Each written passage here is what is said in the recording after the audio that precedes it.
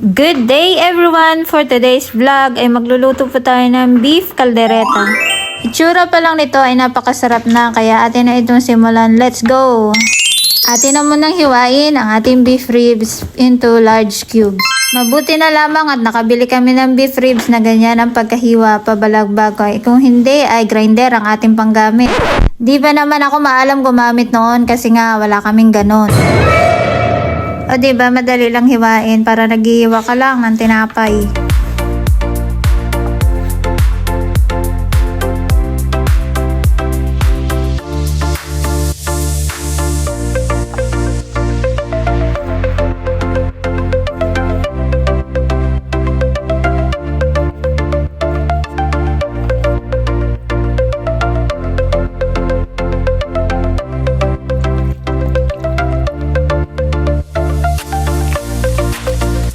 At dahil tapos na natin hiwain at nahugasan ko na rin po yan, so imamarinate natin ng 10 minutes sa toyo at black pepper.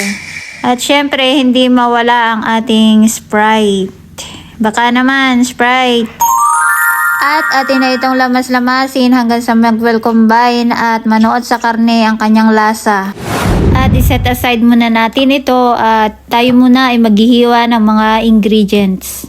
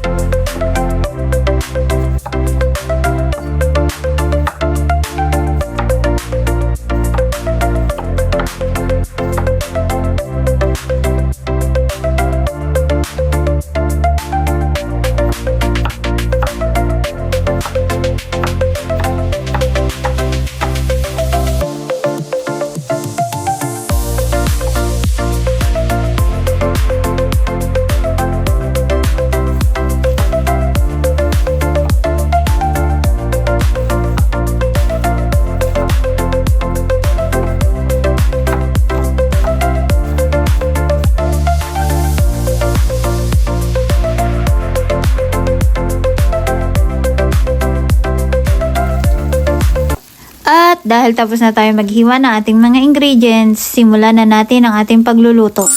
Ang una natin gagawin ay magsangkot siya na tayo ng ating bell pepper at half cook lang ang pagkaluto nito. Then iset aside na natin at kasunod nito ay ang carrots naman ay pa golden brown lang natin at same procedure lang ng pagluluto ng bell pepper kanina.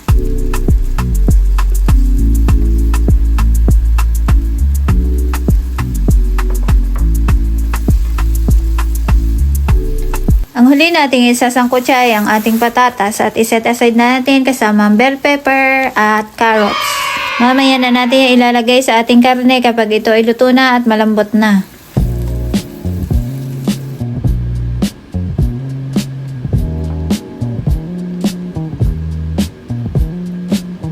Next procedure ay tayo na ay magluluto ng ating main ingredients sa ating karne. So, ayan na nga, naglagay na ako ng butter sa ating kawali at olive oil. Optional lang po ang paglagay ng butter para mas malinamnam ang ating niluluto.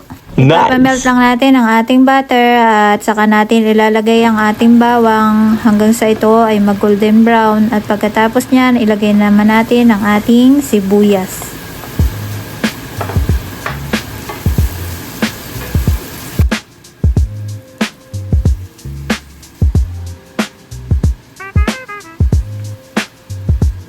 Next po ay lalagyan na natin ang ating marinated beef.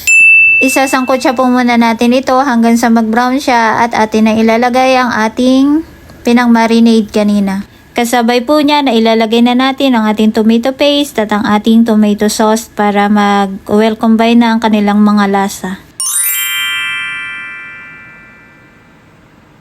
Halu-haluin po natin ito at atin po itong ilagay mamaya sa ating pressure cooker para mas mapabilis at mapalambot agad ang ating karne. Kapag kasi sa kaldero lang or sa kawali, abutan tayo ng siyam-siyam nito at tayo magugutom na. Hindi pa luto ang ating karne. May bisita pa naman darating sa araw na yan, kaya naman atin na itong bilisan. At ayan na nga ay nailipat ko na sa ating pressure cooker at syempre ilagay na natin yung ating natitirang Sprite para mas malamnam naman. At ayan na nga ay nagkanda bulo-bulo na naman tayo sa ating pag voice over kaya iset na natin yan ng 1 hour and then after 1 hour ayan luto ng ating karne. Ilagay na natin ang liver spread at ang peanut butter. Sakto lang ating paglagay baka naman tayo ay magtae. Kasunod niya, ilagay na natin ang ating mga prinito kaninang carrots, potato at ang ating bell pepper. So nilagyan ko din pala ng olive para mas malasa. At dahil gusto ko ay overload, so lagyan pa natin ito ng garbanzos or chickpeas. At lastly, ilagay na natin ang ating green peas. So, halo-haluin lang natin yan gently, baka madurog ang ating karne. Nice! Ang mga oras na yan ay napakabango na nga at ako na ay nagugutom dahil wala pa akong tanghalian. So, i-make sure lang natin na malusaw ang ating liver spread at ang ating peanut butter para mas malasa at mas lumapot ang kanyang sabaw. Patuyo-tuyuin lang po muna natin yung konti at ayan, after 5 minutes, luto na ang ating beef caldereta. Tayo na at kumain. At dyan lang po nagtatapos ang ating video. Thank you guys for watching. Bye! God bless you all.